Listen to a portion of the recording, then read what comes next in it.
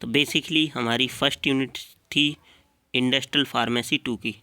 तो इसमें ये पार्ट सेकंड है जिसमें हम सुपैक गाइडलाइन, तो ये हमारा सेकंड पार्ट है यूनिट 2 का। तो इसमें हम देखेंगे यूनिट फर्स्ट का। तो यूनिट फर्स्ट का सेकंड पार्ट है जिसमें पहला था हमारा pilot plant scale up techniques. ठीक है, क्या क्या होती हैं, क्या पायलट प्लांट होता है, क्या स्केल अप होता है। अब है सुपैक गाइडलाइन। सुपैक गाइडलाइंस क्या है? अब मान लो आपने कोई प्रोडक्ट डेवलपमेंट कर लिया है, ठीक है, अब आप उसको पायलट प्लांट पे ले जा रहे हो स्केल अप करवाने के लिए, ठीक है। तो आपको अप्रूवल मिल गया है स्केल अप करने के लिए, ठीक है। अब अप्रूवल मिलने के बाद क्या आपको उसमें कुछ चेंजेस करने हैं, ठीक है। मान लो उसके मतलब आप प्रोडक्ट में चेंज नहीं करना चाह रहे, उसके कलर में, एपीआई में, मतलब उसके कुछ भी पीएच वगैरह में चेंज कर रहे हो, ठीक है। तो उसके लिए एक यूएस एफडीए अगर आपको अप्रूवल दे देता है तो उसके बाद एक आपको एक अथॉरिटी होती है जो आपको चेंजेस करने के लिए रेगुलेशन देती है, ठीक है। तो उसी रेगुलेशंस को, उन्हीं गाइडलाइंस को सुपैक गाइडलाइंस को कहते हैं, ठीक है। सुपैक का मतलब स्केल अप के बाद पोस्ट अप्रूवल चेंजेस, ठीक है।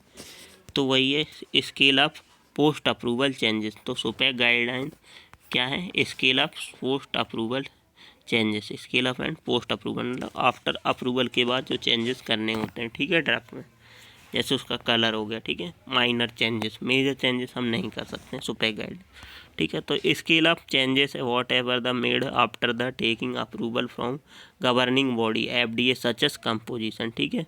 तो एफडीए हमें गवर्निंग बॉडी होती है, तो वो क्या क्या चेंज करने के लिए कह सकती है, दे सकती है। जैसे कंपोजिशन में, मैन्युफैक्चरिंग प्रोसेस में चेंज कर सकते हैं, मैन्युफैक्चरिंग इक्विपमेंट में चेंज कर सकते हैं। Site changes are come under the SUPAC guidelines, ठीक है। तो सुपैक गाइडलाइंस के अकॉर्डिंग करने होते हैं। तो FDA issues various guidance for SUPAC changes. पहली होती है सुपैक आईआर, जैसे इमीडिएट रिलीज डोजेस फॉर्म के लिए।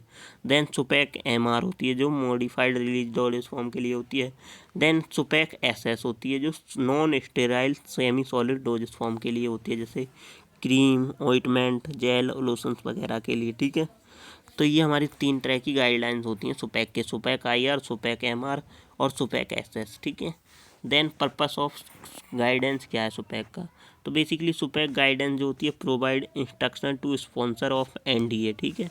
न्यू ड्रग का जो भी स्पॉन्सर है उसको इंस्ट्रक्शन प्रोवाइड करती है क्या क्या चेंजेस कर सकते हैं। जैसे आप जो न्यू ड्रग का है या अब्रीवेटेड न्यू ड्रग एप्लीकेशन का है या अब्रीवेटेड एंटीबायोटिक एप्लीकेशन का है, ठीक है। Who want to change the following after the post approval, ठीक है। क्या क्या चेंज कर सकता है वो, उसमें कंपोनेंट और कंपोजिशन में चेंज कर सकता है। मैन्युफैक्चरिंग साइट में अगर उसको चेंज करना है, scale up and scale up down करना है, ठीक है। तो वो क्या करेगा, अगर कुछ कमी हो रही तो उस स्केल अप को कम कर देगा, ठीक है। Then manufacturing process and equipment में कोई चेंजेस करने हैं। उसके बाद and the immediate release formulation, ठीक है, उनमें कुछ चेंज करना है। तो ये हमारी सुपैक गाइडलाइंस के अंडर आता है। अब सुपैक गाइडलाइंस में 3 चीज़ें होती हैं। पहला होता है लेवल ऑफ चेंजेस, दूसरी होती है टेस्ट और तीसरी होती है फिलिंग, कि क्या क्या फॉर्म फिल करने होते हैं, ठीक है।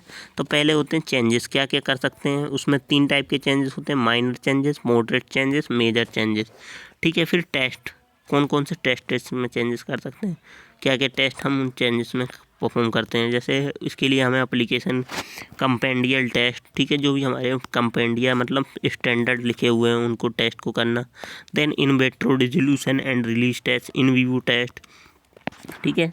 देन फिलिंग, फिलिंग में हमारी एनुअल रिपोर्ट है, चेंजेस बीइंग इफेक्टेड सप्लीमेंट हैं, ठीक है।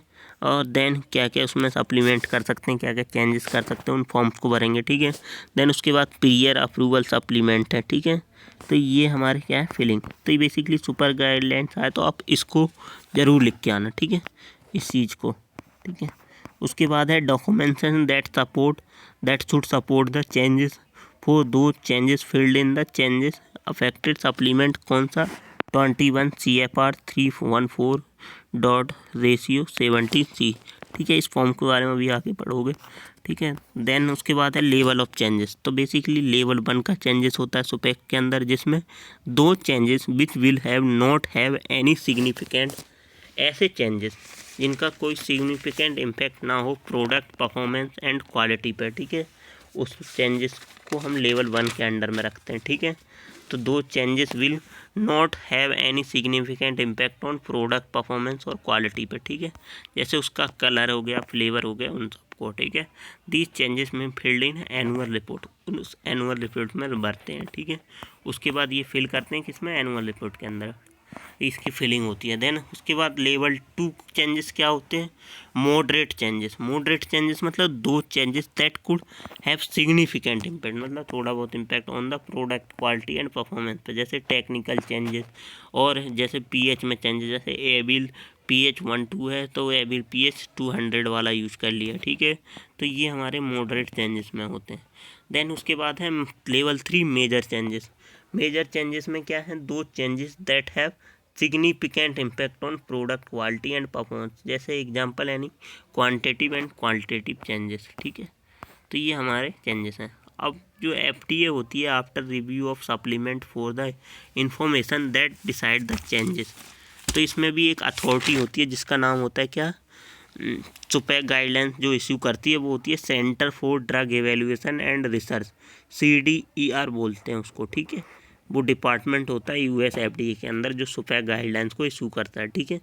तो उसे बोलते हैं हम centre for drug evaluation, CDER, centre for drug evaluation, ठीक है, research, CDER, centre for drug evaluation and research. ये हमारा US FDA के अंदर गाइडलाइंस सुपैक की देता है, ठीक है। देन उसके बाद हमें सिग्निफिकेंस क्या है हमारे सुपैक गाइडलाइंस के, ये नीचे लिखे हुए हैं कि ये site changes in batch size, manufacturing in vitro resolution, in vivo resolution में, डिजाइन में, सिलेक्शन ऑफ सब्जेक्ट में, objective procedure, blood sampling, analytic, pharmaceutical analysis, इन सब में चेंजेस करने के, ठीक है। अब उसके बाद हमारे सुपैक के लिए नीचे दिया रखा है, आप देखना यहाँ पे, ये सुपैक IR के लिए क्या पूछा जाता है। तो बेसिकली सुपैक IR क्या थी, इन फरवरी 1997 में FDA issued the letter containing the most frequently asked question for regarding SUPAC, the classification regarding stand alone packaging changes, the second changes refer to the post approval analytical testing site changes. So in April 1998 the FDA issued PACATLS, post approval changes analytical testing laboratory site, ठीक है। Then guidance document allowing analytic testing laboratory site changes for और regulatory doses form, ठीक है। तो इसमें एक 21 CFR 314/70 provide instruction how to changes, जो आपने शुरू में फॉर्म देखा था ना, वो बताता है कैसे चेंजेस करना। Manufacturing process should be import agency, so why do SUPAC guidance after the advantage offer a advantage over the regulation. तो सुपैक गाइडेंस आपको एडवांटेज देता है रिसर्चर को कि आप उसमें क्या क्या चेंजेस कर सकते हो। The documented are specified for particular doses form, the two guidance have been finalise, ठीक है। तो ये बेसिकली सुपैक हमारा काम करता है। अब उसके बाद इसमें आता है एक प्लेटफॉर्म टेक्नोलॉजी, ठीक है। So it is the valuable tool to improve efficacy and quality in drug development, ठीक है। सो ये हमारा एक इफिकेंट टूल है जो हमारी क्वालिटी को बढ़ा देता है ड्रग डेवलपमेंट में, ठीक है। और ड्रग डेवलपमेंट को फास्ट कर देता है क्या, platform technology basically drug development process को बढ़ा देता है। तो this technology individual include the basic ideas risk based approach. This is most systemic method to liberate pure knowledge for giving new molecule and data of platform technology helpful to improve quality of drug product by adding data for every new molecule, document and increase the robustness of platform, ठीक है। तो ये basically most useful technique है किसको, किसी भी चीज़ production को बढ़ाने के लिए, ठीक है। इससे फास्ट हो जाता है। तो इसमें जो डाटा प्रोवाइड करता है वो इम्प्रूव कर देता है क्वालिटी ऑफ न्यू प्रोडक्ट, ठीक है। तो ये हमारी प्लेटफॉर्म टेक्नोलॉजी होती है, ठीक है। उसमें डिजाइन ऑफ प्लेटफॉर्म टेक्नोलॉजी कैसे की जाती है, तो identify the potential future of market, ठीक है। इसमें हम फ्यूचर ऑफ मार्केट को आइडेंटिफाई करते हैं, application that the technology can exist, ठीक है। Then determine the core building block, then determine what are the changes beyond, ठीक है, क्या क्या चेंजेस करने हैं हमें। So the platform should be designed in the expelled in new approaches.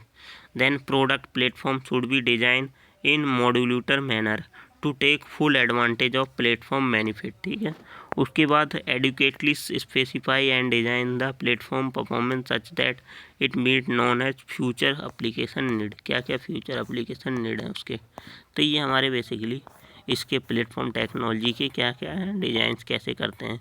उसके बाद है एप्लीकेशन ऑफ प्लेटफॉर्म टेक्नोलॉजी। तो हमारा मेडिकल डिवाइसेस में सबसे ज़्यादा एप्लीकेशन होता है प्लेटफॉर्म टेक्नोलॉजी। तो medical devices face many of the same challenges of new product development. ठीक है, जैसे नए प्रोडक्ट में वैसे ही हमारा ये मेडिकल डिवाइसेस भी प्रॉब्लम फेस करते हैं। So the medical devices industry for the challenge regulatory authority as part the product development. ठीक है, देन ड्रग डिलीवरिंग सिस्टम में जैसे नैनो टेक्नोलॉजी में, माइक्रो स्पोर्स में, लाइपोसोम्स में, हॉट मेल्ट एक्सट्रूजन टेक्निक्स में, इन सब में भी हमारी प्लेटफॉर्म टेक्नोलॉजी का यूज किया जाता है। जो इसमें क्या किया जाता है, सारे डाटा को कलेक्ट करके एक फाइल में रख दिया जाता है। तो इससे क्या होता है, इजीली हम फॉर्मुलेशन को बना सकते हैं। ठीक है, देन सस्टेन रिलीज फॉर्मुलेशन में, ओरली डिसइंटीग्रेटिंग टैबलेट में, स्प्रिंकल में, innovative granules formulation for paediatric patient के लिए जो होते हैं। ठीक है, तो ये बेसिकली हमारा पायलट प्लांट स्केल अप का